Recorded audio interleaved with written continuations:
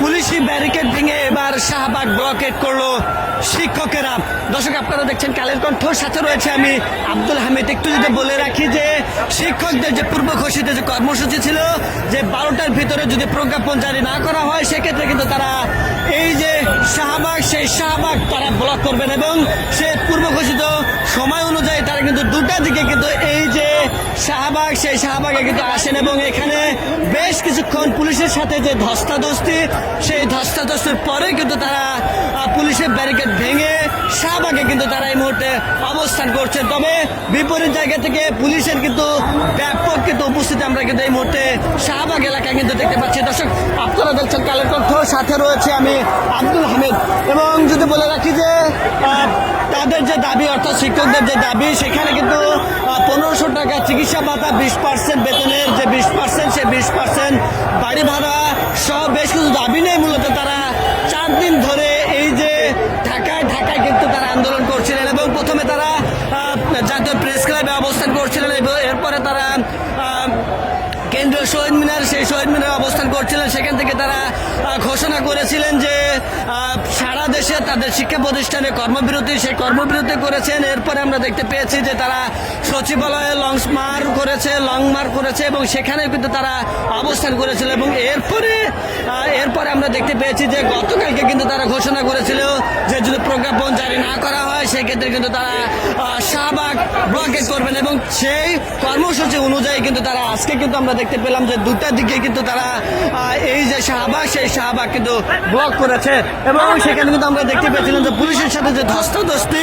সেই চিত্র কিন্তু আমরা দেখতে পেয়েছিলাম। দর্শক আপনারা দেখছেন কালের কণ্ঠ, সাথে রয়েছে আমি। একমাত্র স্মার্ট সিটি বসুন্ধরা, আধুনিকতায় এক ধাপ এগিয়ে। আব্দুল হামিদ।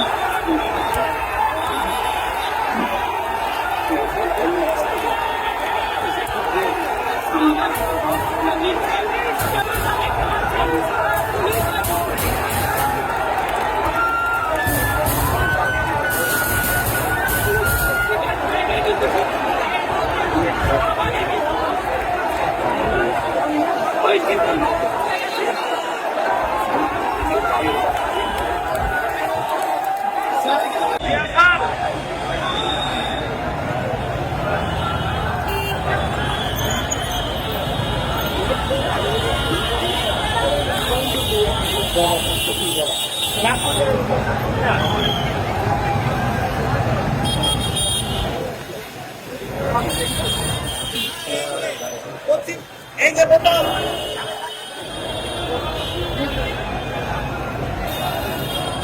সবারই জন্য